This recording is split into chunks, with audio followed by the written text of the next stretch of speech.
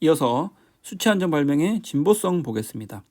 신규성에 이어서 진보성을 보시면 역시 심사 기준의 인정 요건이 나오는데 수치 한정 범위 전체에 대해서 인용 발명 효과에 비해서 이질적이거나 동질이라도 양적으로 현저한 효과를 갖는 기술적 의의가 있어야 한다.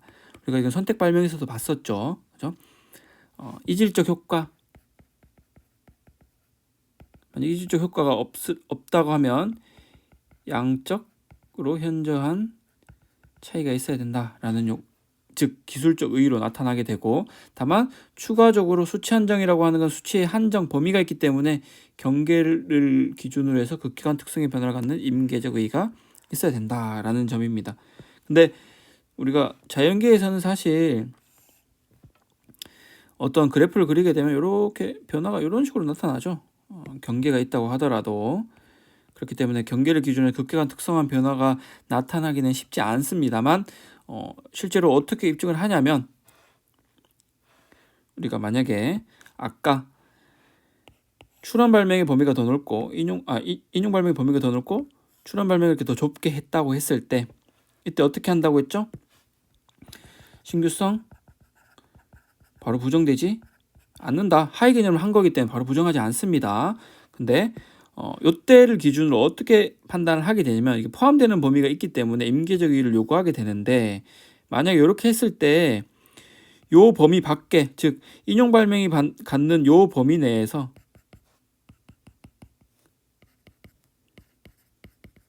안 좋은 효과죠. 그리고 이 범위 내에 들어옴으로 인해서 좋은 효과를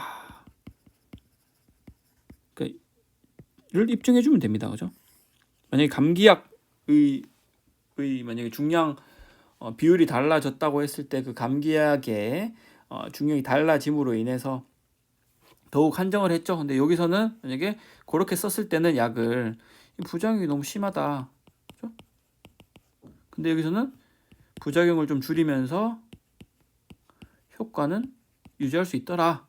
그죠? 그렇게 주장을 하게 되면 이거는 임계적 의의가 어느 정도 있다라고 봐준다라는 겁니다. 물론 그에 따라 실험 데이터가 있다고 하면 이 경계 기준으로 해서 여러 가지 실험 데이터를 조금 그래프가 급격하게 변하는 정도만 입증을 하면 됩니다. 그죠? 실무상으로도 그런 식으로 이해를 해주시면 되고, 그다음 임계적 의의와 관련해서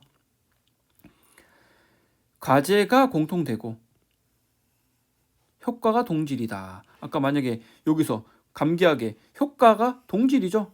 그렇죠? 과제도 만약에 동질이다 하면 임계적 의의가 요구됩니다. 이런 식으로 요구되는데, 이때 임계적 의의를 요구함으로 인해서 이거는 사실 뭐 과제가 다른 경우일 수 있겠지만, 만약에 과제가 공통되는 경우에서 임계적 의의를 요구한다라고 하면 여기서 감기약의 흡수율이 더 높다.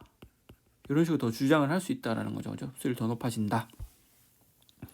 그 효과가 더 좋아진다라는 거겠죠. 이 범위 내로 했을 때. 자, 그 다음에 두 번째 임계적 의의 필요성 보시면, 과제가 상이하다라고 하면, 과제가 상이하다 전혀 다른 과제, 즉 이 감기약에서 포커싱 하는 게 다릅니다. 어떤 거는 코감기인데 이거는 목감기다. 그러면 이거는 전혀 다른 이질적인 효과이기 때문에 임계적 의의를 요하지 않습니다. 이런 식으로 차이가 난다라고 보시면 되겠습니다.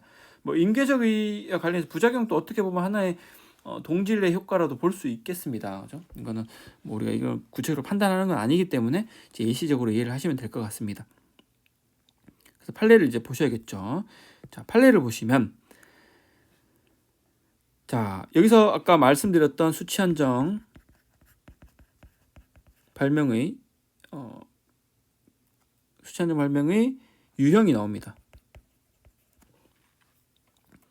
과제 및 효과가 연장선상에 있고 수치 한정 유무에만 차이가 있다. 이때는 아까 봤지만 임계적이 요구한다 했죠. 그죠? 그래서 수치 한정 범위 내에서 현저한 효과 차이가 생기지 않는다면 이건 당연히 진보성이 부정된다. 임계적 의의가 있어야 된다라는 내용이고, 다만 진보성을 인정할 수 있는 다른 구성 요소가 부과되어서 그렇다고 하면 수치 한정이 보충적인 거죠. 그죠? 그래서 수치 한정이 보충적 사항에 불과하거나, 그러면 요 자체로서 진보성이 인정됩니다. 그죠? 그리고 수치 한정을 제외한 양발명 구성이 동일하더라도 수치 한정이 공지된 발명과는 상이한 가제를 달성하기 위한 수단으로서 이를 가지고 효과도 이질적이다. 그럼 그 자체로서 이거는 유형 아까 2번이었죠? 2번이었습니다. 그랬을 때는 당연히 이거는 인정되는 것이죠. 수치 한정을 하고 있다고 하더라도 진보성이 인정되는 것이다.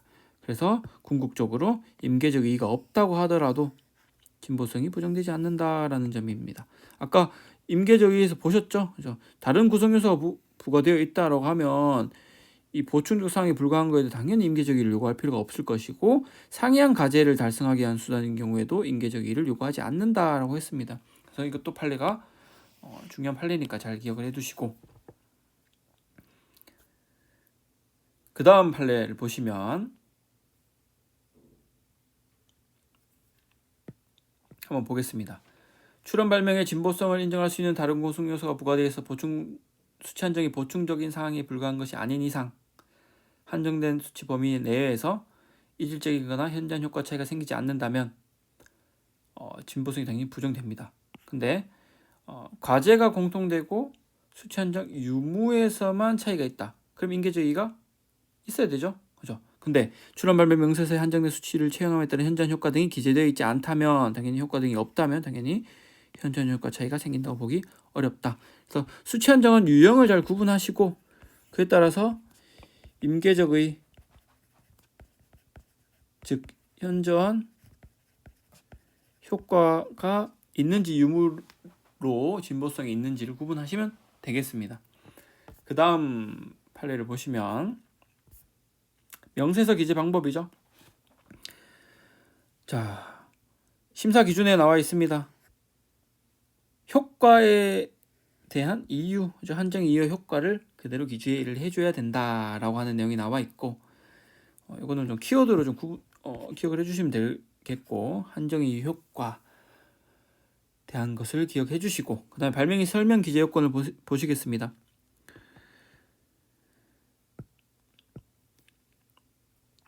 실시 예와 관련해서 수치 범위 전체를 보여주는 실시가 요구되는 것은 아닙니다. 그죠? 어떤 수치 범위가 있다고 하면 이 수치 범위 모든 세세한 부분을 다 보여줘야 되는 것은 아니다. 이거는 현실적으로 좀 어려움이 있기도 합니다. 그래서 출원 시 기술 수준을 보아 과도한 실험이나 특수한 지식을 부과하지 않고서는 명세서 기재만으로 수치 범위 전체에 걸쳐 물건을 생산하거나 상용할 수 없는 경우에는 충족하지 못한다라고 되어 있습니다.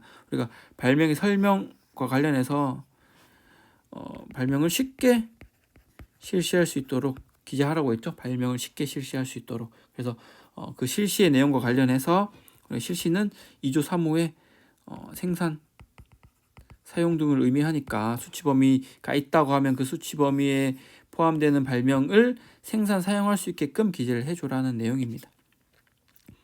그리고 수치 발명 기술적 특징이 없다. 아까 보충적 사항에 불과하다고 하면 거기다 굳이 효과를 기재할 필요 없다. 인계적 이의를 요구하지 않는다라고 했죠. 그래서 역시 그 경우에는 명세서에도 그러한 효과에 대한 내용을 적을 필요 없겠습니다. 그죠?